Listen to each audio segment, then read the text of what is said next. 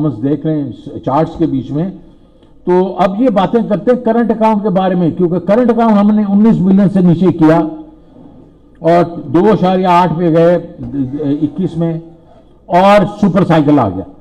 जब super cycle आया तो सिर्फ 4 अगर उसमें आइटम्स ले लें, तेल, खुर्दनी तेल, कोयला और वैक्सीन, ये अगर आप निकाल दें उसमें से जो उसमें इंक्रीज हुआ है, तो $3 बिलियन की सिर्फ करंट अकाउंट ग्रोथ है। और मुझे वो अभी डॉक्टर राशिद साहब बात कर रहे थे, तो मैं उनको ये कहना चाहता हूं कि सारा चीज हमारे कंट्रोल में थी। हमें पता था कि ये सिक्लिकल है, ये ओवरऑल जो दुनिया का साइकिल है ये वापस नीचे आएगा। हमने ग्रोथ को नहीं रोकना, हम ग्रोथ को सैक्रिफाइस नहीं करेंगे, उससे जॉब्स क्रिएट होती हैं, उसमें लोगों की आमदनी बढ़ती है, और ये जो चीजें हैं ये तो नीचे आ जाएंगी। तो ये हमें मालूम था, एक स्ट्रैटेजी थी हमारी। तो लोग कहते हैं कि आप सस्टेनेबिलिटी नहीं थी, क्यों नहीं थी? हमें पता था कि हमने ये करना है। उसमें अगर आप देखें 72 बिलियन की जो इंपोर्ट्स हैं, उसमें वही 4 आइटम्स अगर आप निकाल दें तो ये तकरीबन मेरे ख्याल में कोई 14 बिलियन, तो ये तो 58 बिलियन पे आ जाता है। तो अगर आप उसमें हमारी एक्सपोर्ट ग्रोथ भी देख लें, रेमिटेंस ग्रोथ भी देख लें, तो हमारा करंट अकाउंट डेफिसिट 3 से 4 बिलियन होना था मैक्सिमम। अब रिजर्व्स को देख लें कि हमने जो रिजर्व लिए थे वो 9.8 पे, और मार्च के बीच में हमारे रिजर्व थे $16.4 बिलियन। $16.4 बिलियन का आज क्या है? 5.7 बिलियन।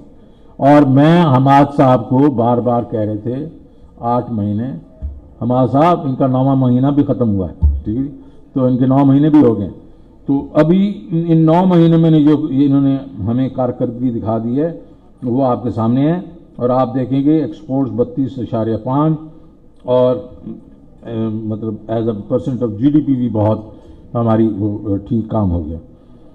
अब आईएमएफ के बारे में ये कहते हैं कि ये सस्पेंड करके चले गए। कोई सस्पेंशन नहीं थी यार, हमने तो फरवरी में पैसे लिए इनसे 2 या 3 फरवरी को, और ये हमारे दिसंबर के नंबर्स के ऊपर 7वां रिव्यू हो रहा था, और उसके तो हमारे आशा पाशा ने खुद कहा है कि जी दिसंबर के नंबर बिल्कुल ठीक थे। और उसके बाद मार्च में नेगोशिएशन हमारी चल रही उनसे, और वो बिल्कुल हमारी नेगोशिएशन चल रही थी। तो ये कहना कि सस्पेंड हो गया और उसके ऊपर ये सहारा ले रहे हैं कि हमें ब्लेम करेंगे, तो ये बिल्कुल स्क्रैप, और ये कहना बंद कर दें।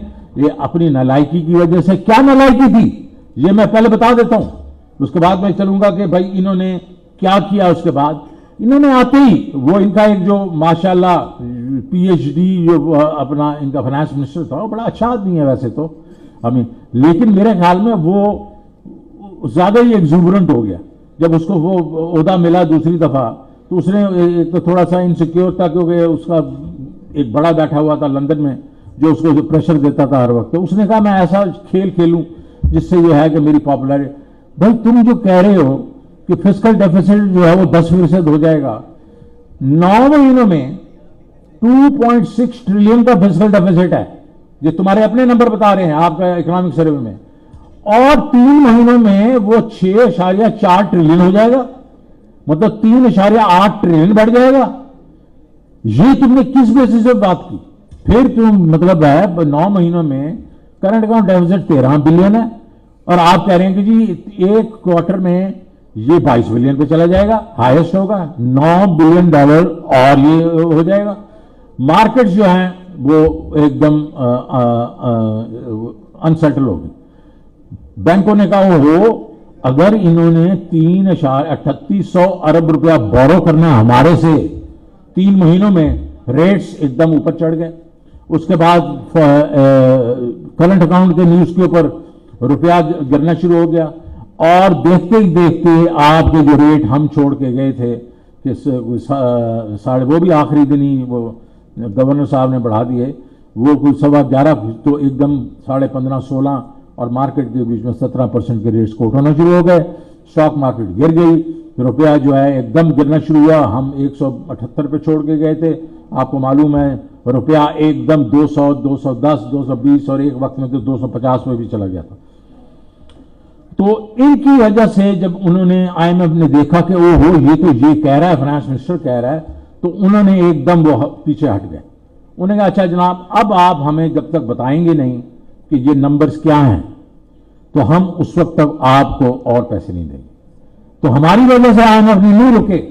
وہ ان کی جو ان لوگوں نے ارسپانسبل ٹاک کی اس کی وجہ سے انہوں نے کہا کہ ٹھہر جاؤ, آپ اپنا پہلے بجٹ بنا کے ہمیں دو, ہمیں پھر ہم بجٹ کے بعد آپ کو پیسے دیں گے.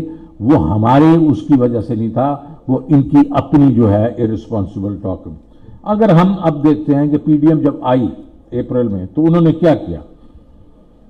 انہوں نے جو میں نے آپ کو بتایا کہ انہوں نے ریٹس بڑھا دیے, ایکسچینج ریٹ گر گیا, ڈالر گرنا شروع ہو گئے, یہ LCI نہیں کھول رہے تھے.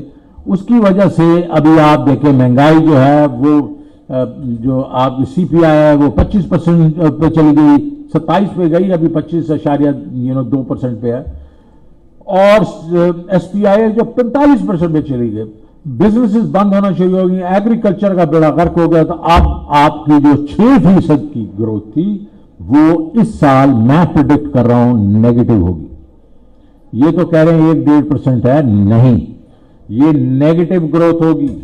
کیونکہ اگر آپ کی ابھی آگے میں نمبر بتا رہا ہوں, اگر لارج اسکیل مینوفیکچرنگ جو ہے وہ 7.5%, 8.5% نیگیٹو ہے نومبر میں, تو وہ کدھر سے اب اگر مینوفیکچرنگ ہی نیگیٹو ہے, ایگریکلچر تو پہلے ہی نیگیٹو ہے, فلڈز بھی آ چکے ہیں, یہ کہاں سے پازیٹو گروتھ دکھائیں گے آپ کو.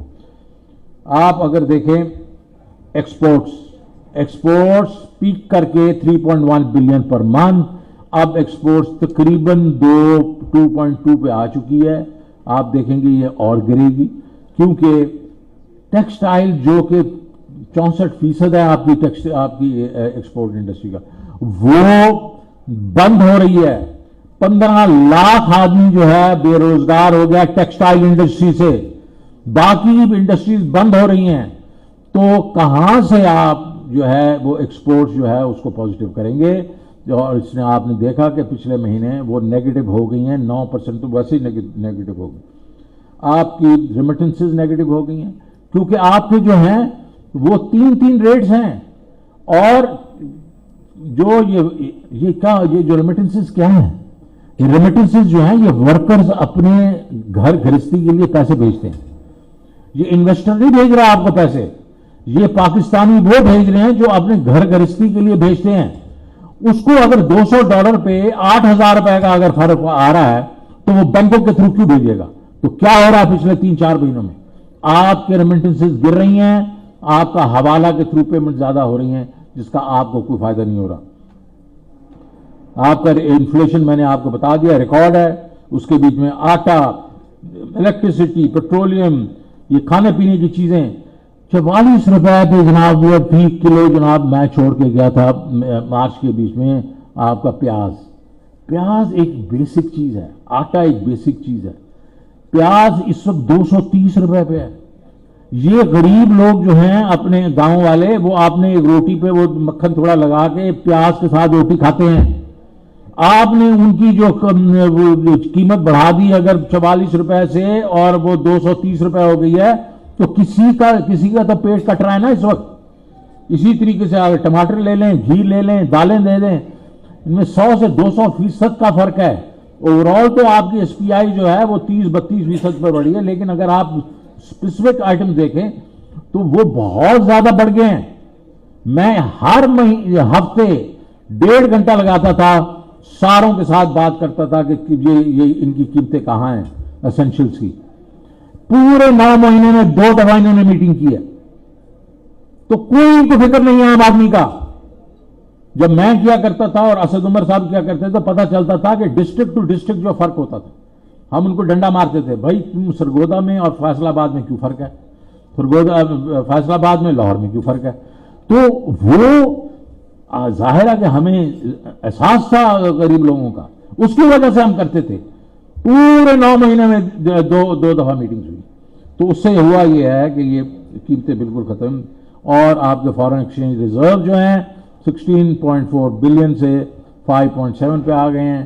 اور ابھی بھی یہ خطرہ یہ ہے کیونکہ $600 ملین کی ابھی انہوں نے ایک اس کی دبئی کے بینک کو پیمنٹ کرنی ہے, ابھی میرے خیال میں اسی ہفتے یا 10 دن میں. یہ آپ دیکھیں گے اور بھی نیچے چلے جائیں گے, بیکاز ان فلوز ہیں ہی نہیں. انفلوز رک گئی ہیں. یہ آپ کو جو بتایا سلمان شاہ صاحب نے, کریڈٹ رسک کی وجہ سے یہ کمرشل بینکس سے پیسے نہیں لے سک رہے, یہ جا کے اس کے بعد بانڈ فلوٹ نہیں کر سک رہے, یہ سکوک فلوٹ نہیں کر سک رہے.